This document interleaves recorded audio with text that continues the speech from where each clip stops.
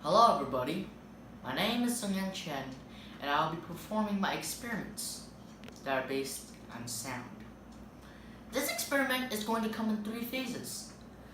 Phase 1, exploring some basics of sound synthesis.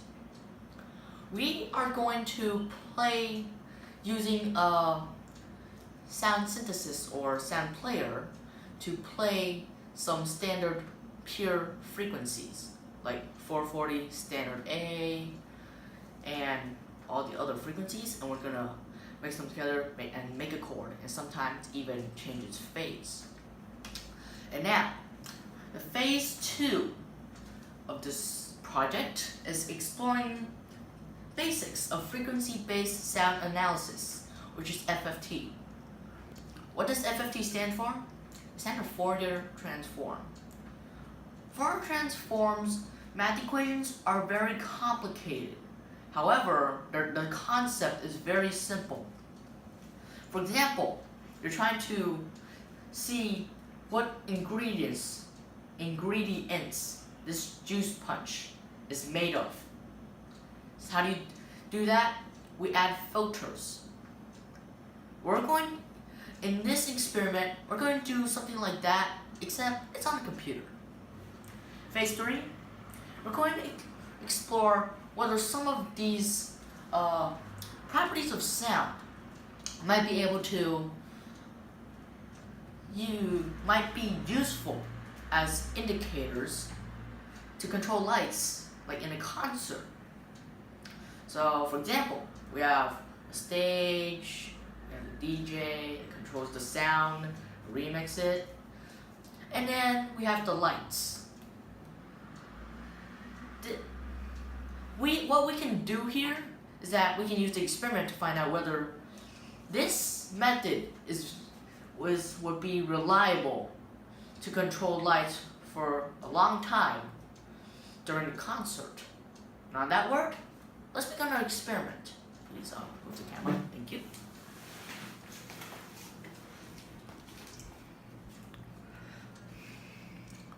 Now, our first experiment is simple. We're going to play a pure frequency of 440 standard A. Here it is.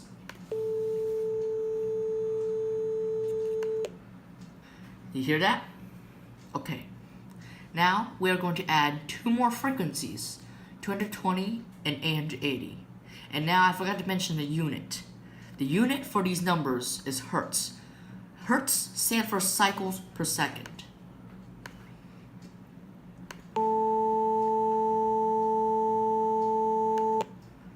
Right. Now, next step is adding 2 more, 110 hertz and 1760 hertz. Now, I forgot to mention that the higher the number of cycles there are in 1 second, or actually the more number of cycles there are in 1 second, the higher the note is going to be. Now, that sounds like an organ. Well, in my opinion. Now, our next step is that we're going to just select 148 for 440A note, but we're going to change something. We're going to change its phase. Now, for a recap of what we did a few seconds ago, or 1 minute ago, we're going to play the note again. Alright? And now, I'm going to change the phase to 90 degrees. Watch what happens. Now, you might be wondering why it's still the same. Here's why. Actually, I'll explain that to you later. It still sounds the same, right? You're probably wondering what's going on. I promise I'll explain to you right after we finish this. 270, still the same. Yep. And don't worry, this is actually part of the experiment. Still the same. Now, I'm going to show you something. We're going to add 2 frequencies. They're both, and they will both be 440A. Now, we're going to do 0 again, and That is our A. But what if we change its phase now? Would something change? Let's see. Let's change it back to 90 degrees. You see? Before, the amplitude waves are a little bit more higher than this. But now, the amplitude waves are like we only selected one 440A and output it. Now, let's change that to, how about 135 degrees. Now, see the amplitude got lower. This is because the phase changes the angle a sound wave goes at, and it inverts it. For example, we have some noise-canceling headphones. Their concept is simply picking up the noise that you hear in the background, and it uses that and inverts its frequency so that they cancel each other out. This is very similar to that concept. But however, do not mess that up with now see that's very now saying do not mess noise canceling headphones out with phase. They're actually two different things. Now see, the higher the phase, the lower the amplitude is. It's canceling. See, it's canceling each other out. Now it's 180. Now even I can't hear anything, so I doubt that you can. Now, we're going to pick all these. Now, 880 Hertz, 110 Hertz, and 1760 Hertz. Let's see what it sounds like.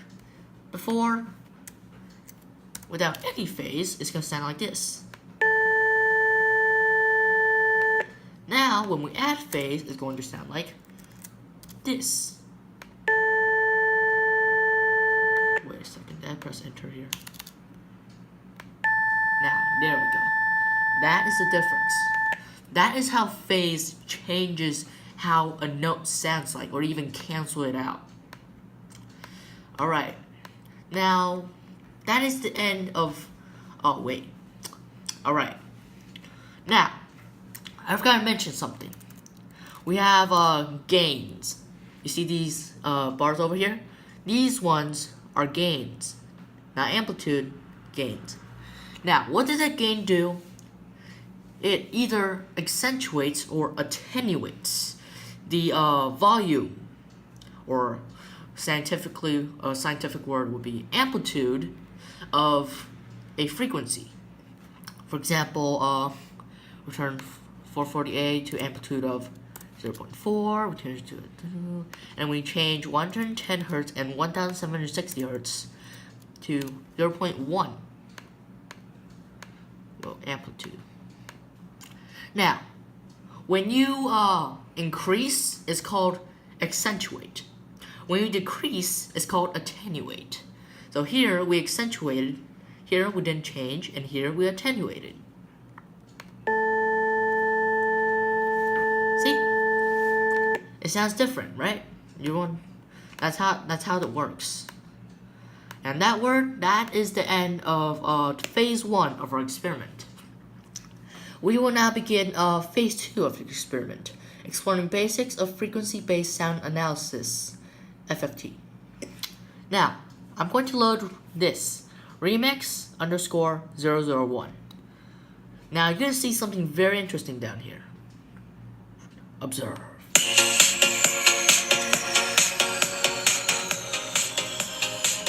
See? You see this? This is the line of amplitude. This is frequency. See, the lower parts are the lower frequencies. And I'll show pauses so I can explain something very quickly. So, you see that? There were bands of graphs here. Those were amplitude and frequency combined. Now, on here, they're red. It might not be obvious right now, but it will be later.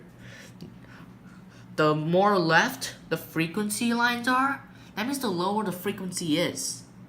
In remixes, that is how they make the beat in the background. You know, the steady thumping, thump, thump, thump.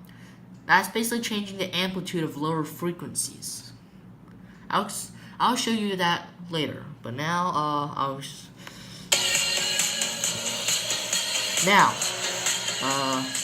see this? We can change their thresholds. For example, we think, oh man, 150 is too less. We can change it. Let's change it to 200. And see? This change. And now it's like really high, right? But hey, this guy's too low. I want to change that, right? Of course we can. There. Got a little bit higher. And now, we can also do the same for other music tracks. Hang on, let me actually stop this properly. Okay, there. Here is another track that we can see different things through FFT.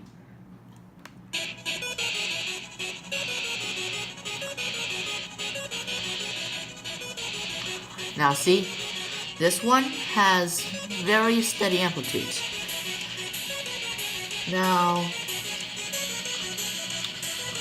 see, the higher the amplitude is, the higher this graph is good, the higher this band is going to get. See, vertically this is amplitude, and horizontally that would be frequency. Now, I'm going to do something here, right? I should pause this for a second. Right. Now, we're going to activate this frequency button. See what happens. You see this? This horizontal blue line has appeared. What does it do though? Let me show you. See? This red line keeps touching it, and it shines frequently. So if a band reaches that limit, the light here is going to shine. Here is what we suspect can control light shows in a concert.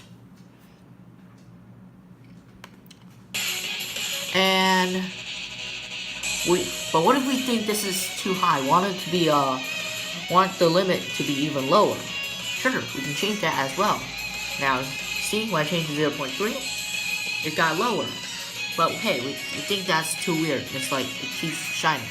Alright, we can still change it. 35? That seems pretty decent, right? Now, next one is the amplitude. Now when I click that, you see this red line appear on here, and if any of these bars reach that amplitude, this light is going to shine. This is yet another way we can use them to control light shows in a concert. Now see, this is at maximum amplitude here, but these guys are like really low, and they don't really touch it that much. So we can change the amplitude just a little bit lower. How about 0.6? There. Much better, right? Yep, definitely better. And now, I will go back to the other remix one after the fun plays over just in a few more seconds. Just listen to the music, because it's awesome.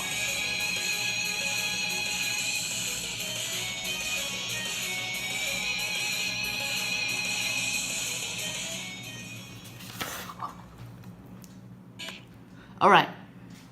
Okay, that's it. And we're going to go back to remix 1, because this one has a very strong and steady beat that we can use.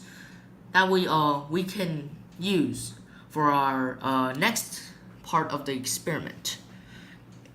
You guys see their beat here? I'm gonna play music. See, there's a real strong beat here.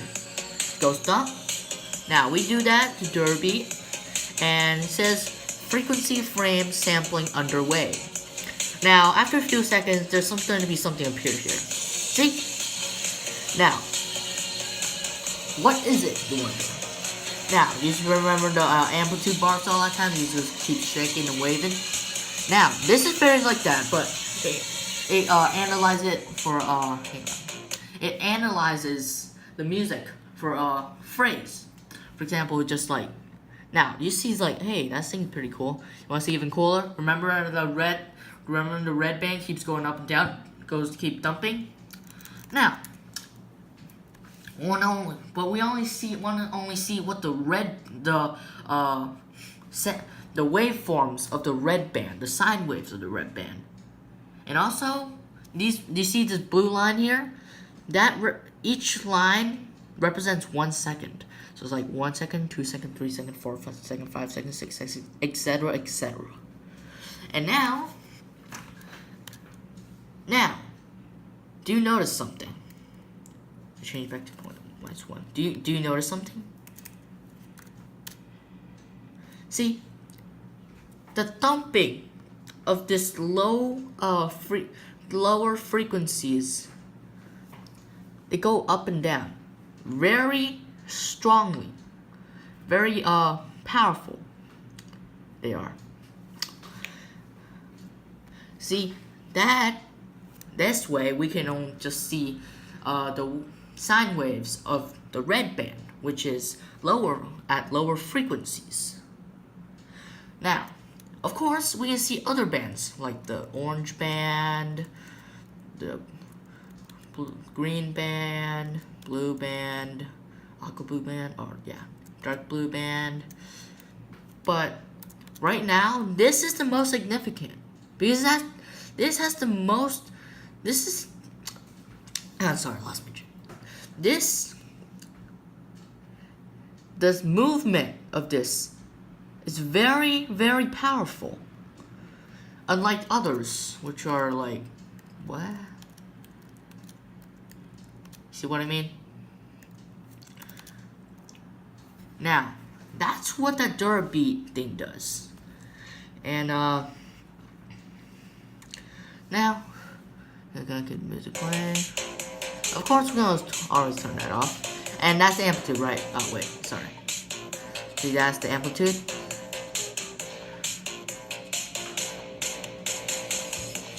Yep, okay. Now, that is our experiment. However, we have some results. What do we know? What do we know about these results? Well, first of all, looking at this, look. Sometimes you guys get really low, and then sometimes get too high. So, my point is that this way of controlling lights at a concert is not very efficient. You have to like constantly toggle with it if you want it to use it in the long run. For experiment, yeah. So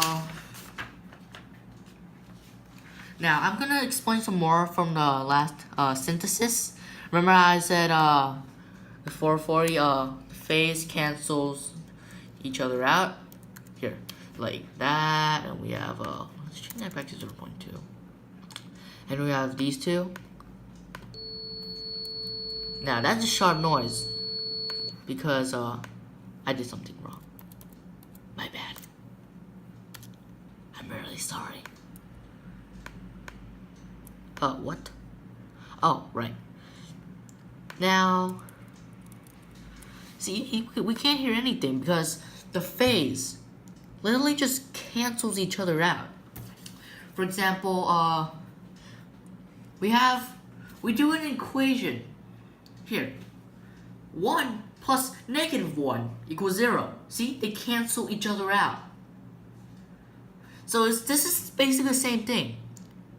Positive 440 plus negative 440. They cancel each other out and you can't hear anything.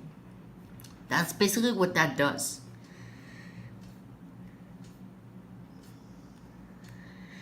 And so, now I said this is not a very reliable way to use for concerts to control lights automatically. But like I said, of course, like I also said, the amplitude continuously change, right? You keep changing and you have to keep toggling with it. You keep changing and toggle with it. That basically equals you controlling the light itself. You know? So, even though this experiment has disproved my hypothesis, we have still learned something. So that will be our experiment for this experiment.